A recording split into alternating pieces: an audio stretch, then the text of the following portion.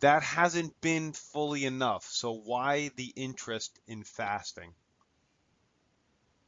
Well, number one, a couple of topics. There is probably legitimate controversy. What is the optimal diet for humankind to power us to longevity, good health, freedom from disease, freedom from the need for medication and such? And it's, as you know, it can be an ugly conversation. Sometimes people dig in and such. So one is always looking for that way to enhance, and I've chosen a path, and I have chosen both in my personal life and my practice of cardiology, I believe, as science-based as I can make it, and that's tending towards a plant diet. But you have equally vocal candidates out there suggesting it be paleo or ketogenic, and all these are titles.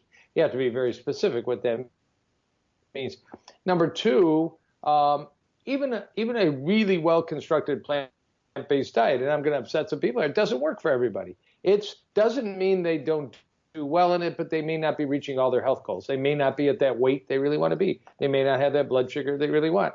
They may not have had reversal of high blood pressure or cholesterol or inflammation markers that either they or their doctor really wanted. It's, I think, an incredible choice to eat whole food, plant-based, organic as possible, but there are so many other influences: activity, stress, sleep, environmental toxins, which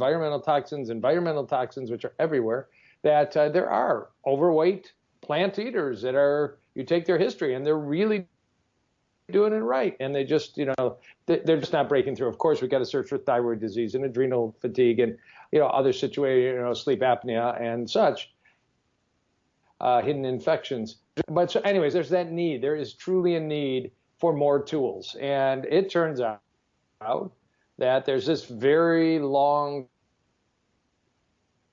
that called fasting the physician inside of us, that every one of us can use as a guide to achieve better health. And that field has probably been about as hot a topic in enhancing health as there's been in the last 12 months, although the history really goes back much longer and even thousands of years. So I am now, using fasting in my cardiology clinic to enhance all the other things I've been doing, from nutrition to stress to sleep to early detection to proper nutrients and supplementation. And it works. It helps some people break through a wall they couldn't figure out how to break through, including me. Well, I want to get back to that topic, but I had this question in my back pocket, and you kind of brought it up right off the bat. And this is a question I had, and maybe you could just give some clarification. We've had a world-class cardiologist on the podcast. We've had Dr. Jack Wolfson on the podcast. We've had Dr. Stephen Masley on the podcast, all incredible cardiologists. What, in your perspective, is the things that you all have in common? Yeah, clean. I mean, I know those two physicians very well. I have great respect for them. I've had meals with them. I've been in Dr. Wolfson's house, know his family, and similarly for Dr. Masley. Nobody's eating out of vending machines, fast food, gas stations, processed food, Dunkin' Donuts, Tim Hortons, places where the bulk of America is getting maybe half or more of their calories. We all agree if we could pull a switch and shut all those places down and replace them with farmers markets and as organic as possible, we would see a radical change in the health of the Western world. So we agree with all that. None of us are drinking soda pop. None of us are, drinking Minute Maid lemonade with 23 teaspoons of sugar to celebrate Breast Cancer Prevention Month and such. I mean, there really is a lot of agreement. Eat close to the ground, unprocessed, locally sourced, and drinking mainly water, tea, without sugar-sweetened beverages. Now, my plate may not have any animal products. Their plate may have, a quarter, a third of grass-fed, farm-raised, all the good words. Largely, in Dr. Wolfson's case, entirely organic. And we may disagree a bit on that. We don't have the perfect study that says he's wrong, I'm right, they're wrong. In the world of environmental issues and deforestation and ozone and greenhouse gas, in the world of animal cruelty, I mean, they're kind people. They don't like CAFOs. I don't like CAFOs. They think there's ethically raised meat. I have, other concerns, but there really is a lot of agreement, and they help patients and I help patients because clean diets will help patients when the current status of the diet. But I would imagine, even in Dr. Wilson's clinic as the paleocardiologist, even in Dr. Stephen Masley's clinic in Florida and what he does, if we went to a ketogenic clinic, there are people that don't respond.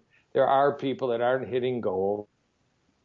There is certainly no program that's 100% effective to get people in optimal health, whether just to protect their health or to actually reverse diseases.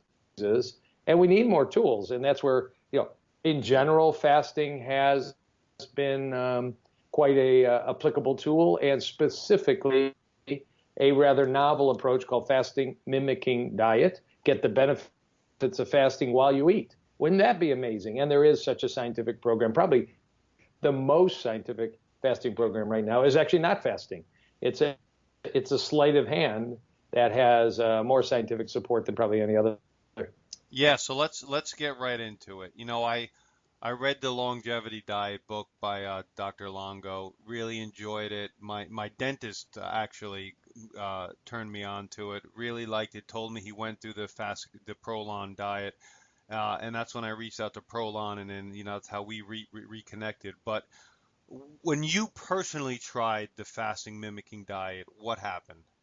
Yeah, so just very briefly, I had known of Dr. Longo, and if just in case anybody doesn't know, I'm not his PR agent, but I've had the pleasure of meeting him. He was born in Genoa, Italy, lived about 18, 19 years of his life between northern and southern Italy, became quite an accomplished jazz guitarist, rock guitarist, moved to just outside of Dallas, Texas at age 19 to continue his studies at North Texas State University as a guitarist. And I'm not sure exactly how, but about age 20, he ditched the guitar as a profession. He still plays to actually adopt a scientific career focusing on aging. And he went over to UCLA and worked with some of the world experts, a guy named Wolford, who was involved in fasting and the biosphere outside of Tucson, where for 2 years scientists locked themselves up to be in a self-sustained community, got really deep scientific exposure to fasting, longevity, calorie restriction, and then moved over to University of Southern California, also in LA, where he still has a large academic institution, the Biogerontology Institute, and he spends about half a year in Italy and around Europe. Huge NIH grants. In fact, just in the last week, got a new $10 million grant from the National Institutes of Health. This is one of the premier scientists in the world, focusing on aging, nutrition, biochemistry, has actually identified pathways in our body unknown before that are fundamental to aging, health, and disease. So just a tremendous scientist. And I started reading a few years ago that he was speaking rather complimentary about plant diets and the impact on aging and how low protein and all these things, and learned about a year and a half ago that he had launched a company with the University of Southern California to take all this research for 20 years and make it practical, which is so rare in the academic world, right, to see, strong science translated. And that's what it's called, translational medicine, taking basic science, translating it to something that we can use, whether it's a pill, a surgery, in this case, food.